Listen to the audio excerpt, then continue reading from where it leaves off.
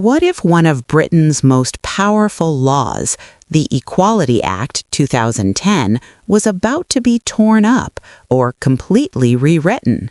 This is Power and Policy UK, where we break down the biggest political decisions shaping Britain, cut through the spin, and give you clear, straight facts that actually matter.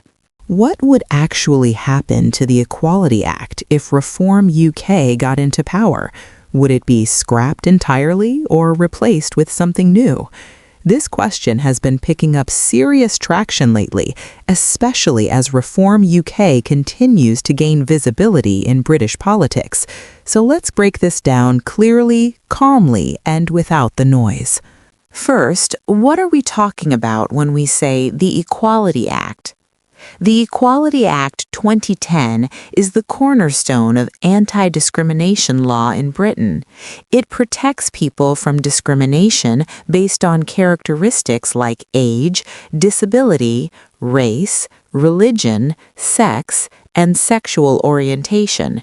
It consolidated previous discrimination laws into one framework under the Parliament of the United Kingdom. Now here's where it gets politically charged. Reform UK has publicly criticized aspects of the Act, particularly provisions related to gender identity and how the law is interpreted in public institutions. But criticism doesn't automatically mean complete repeal. In fact, when you look closely at their messaging, the focus appears to be more about amending or replacing certain sections, rather than scrapping all anti-discrimination protections outright. One area Reform UK has highlighted is the interpretation of sex versus gender identity in law. Debates around single-sex spaces, public policy, and institutional guidance have become highly contentious across the UK. Reform has argued that the legal definition of sex should be clarified and based strictly on biological sex. That would likely require amendments to the Equality Act rather than simply abolishing it. So, would they scrap it completely? Based on current public statements, that seems unlikely. Removing the Equality Act entirely would create a massive legal vacuum.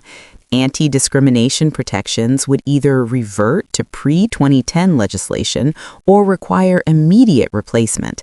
Businesses, public services, schools, and courts all rely on the current framework. A full repeal without replacement would cause legal chaos, something no government typically aims for. More realistically, if Reform UK were in government, they would introduce a new bill to amend or replace specific provisions of the Equality Act. That could involve redefining protected characteristics, adjusting guidance around single-sex exemptions, or changing how public bodies interpret equality duties. It's also worth remembering that any change to major legislation requires parliamentary approval. Even if Reform proposed scrapping or rewriting the Act, it would need majority support in the House of Commons and pass through the House of Lords. Legislation of this scale does not change overnight. Politically, this issue taps into a broader cultural debate in Britain, balancing equality protections with concerns about free speech, women's rights, and institutional overreach. Supporters of reform argue that certain interpretations of the Act have gone beyond its original intent. Critics argue that weakening it could reduce protections for vulnerable groups. So the real question isn't just scrap or replace, it's what would replace it.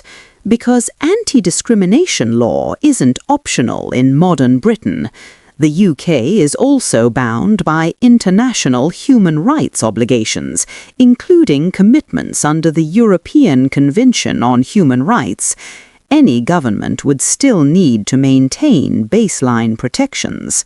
Another factor to consider is public opinion. While there are strong views on specific aspects of equality law, broad anti-discrimination protections tend to have widespread support across the political spectrum. That makes a full repeal politically risky. So here's the bottom line. If Reform UK gained power, the most plausible scenario is not the total abolition of the Equality Act.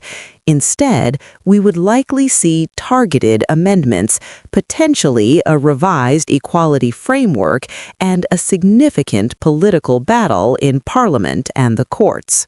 This is one of those topics where headlines can oversimplify what would actually be a long, complicated legislative process. Laws don't disappear overnight, and major constitutional shifts require serious political capital. The debate around the Equality Act isn't going away anytime soon. It sits right at the center of Britain's current political and cultural crossroads. Now I want to hear from you.